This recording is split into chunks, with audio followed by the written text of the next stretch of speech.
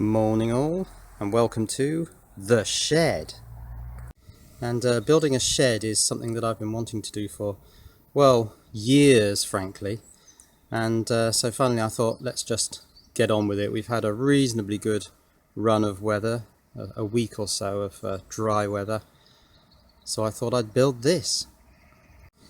So this is a single slope pent style shed, which I've built on an existing base, although I'm not now quite so convinced that was a good idea because the base is a little bit rotten, and when I put the step ladder into the corner it pushed a hole through. So this base, which I think is 4 foot by 6, originally had a playhouse on it. So this is the playhouse, and I mean, it's seen better days and it's long since been grown out of, and it was just a nuisance because we were using it just generally for storage, lawnmower and garden chairs, that sort of thing.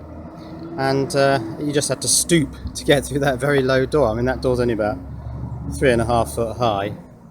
So the new shed will house the lawnmower, as did the old playhouse, and also this vast collection of fold-up garden chairs. Why we've got so many fold-up garden chairs, I don't know.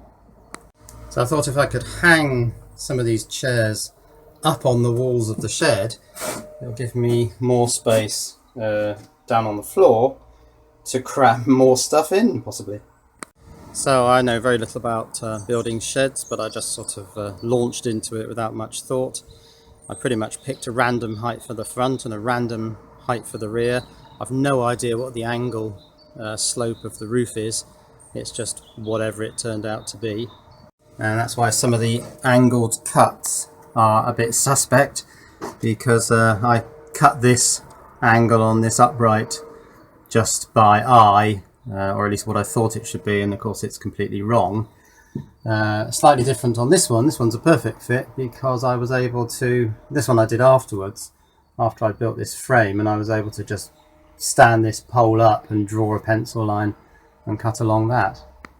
Now if I did this sort of thing again, and I say if because this has been 3 days of the hardest work I've ever done, I'd make sure I did it with a miter saw, because these miter joints are very difficult to do with a jigsaw, and in fact a jigsaw is useless for cutting these timbers. You can see that on the jigsaw the blade wanders. This would have been the bottom of the cut. It wanders as you make the cut. So on the outside that probably looks fine. That's a reasonably straight cut because this is where the top of the jigsaw blade was. But on the inside the blade bends over as it makes the cut, and so it goes in straight, comes out all bent over at an angle.